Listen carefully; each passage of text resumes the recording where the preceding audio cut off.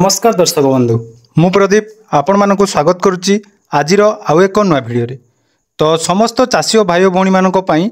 आसंता काली गोटे जहाँकि बहुत बड़ गुड न्यूज जहाँकि पीएम किसान 18तम इनस्टॉलमेंट आपण मैंने काली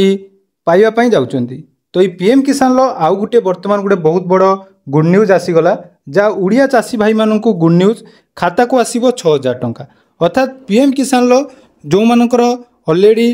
रजिस्ट्रेशन सरी जाइए एमती किसी हिताधिकारी रही जो मानू काली 2000 परिवर्ते 6000 टंका मिलवाई जाऊँगी। तो कौ मानक ये 6000 टंका मिल एवं कौ आधार में आपण मैंने 6000 टंका पाइपर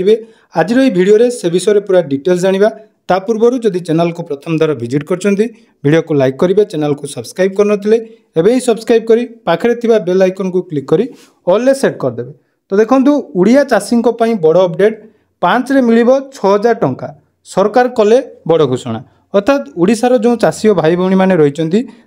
अकाउंट को जहाँकि 6000 टंका आसवाई जाऊँगी। तो कौ मानक ये 6000 टंका मिल से विषय जदि आम देखा तो अक्टोबर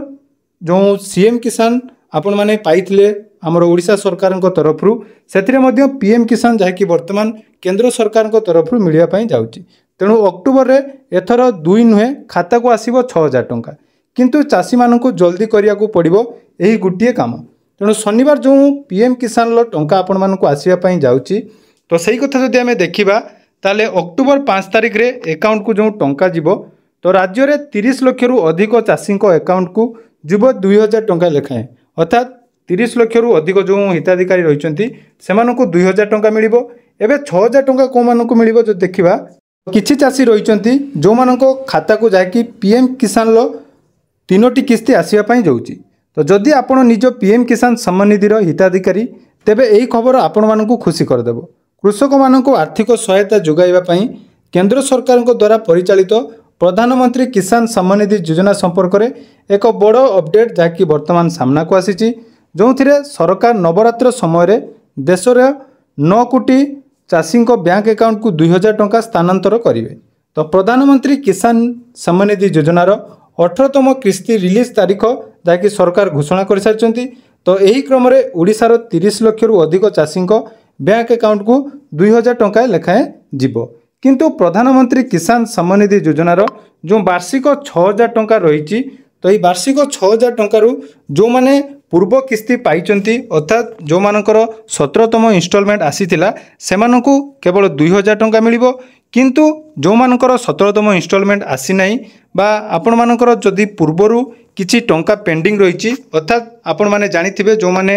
15 नंबर इनस्टॉलमेंट पाइथिले किंतु 16 नंबर एवं 17 नंबर इनस्टॉलमेंट सेमानकु मिली नथिला। तो जो माने 15 नंबर एवं 16 नंबर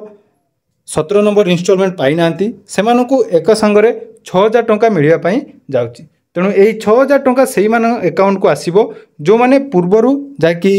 बा गत थर जो 2टी किस्ती मिलिथिला सेही किस्ती रे टंका पाई नथिले आपण मानकु वर्तमान जाकि पीएम किसान 6000 टंका मिलिबो किंतु जो मानकर केवाईसी वर्तमान सुधा मध्य पेंडिंग रही से जदि केवाईसी करूना ताले सेमानकु से 2000 हो बा 6000 हो बा कौनसी टंका मिलिबो नाही। तेणु आपण माने जदि पूर्वरु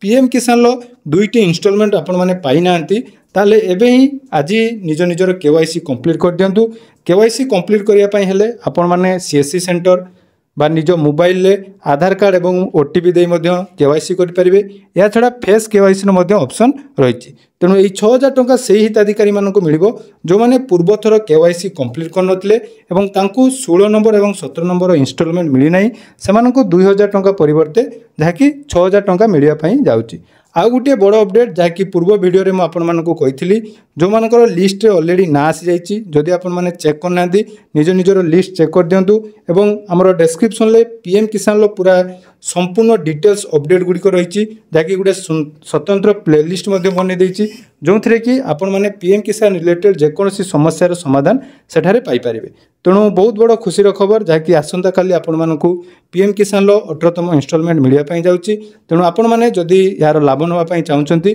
ताले आज ही निज निजर समस्त डिटेल्स जहाँकि कंप्लीट कर दियंतु एवं आम चैनल को सब्सक्राइब करनथिले निहाती सब्सक्राइब कर दियंतु जहाँद्वारा कि आपण माने आगु को आसुवा पीएम किसान हो बा जेकोसी स्कीम सर्वप्रथमे अपडेट एवं सठिक अपडेट चैनल माध्यम पाई परिबे। धन्यवाद।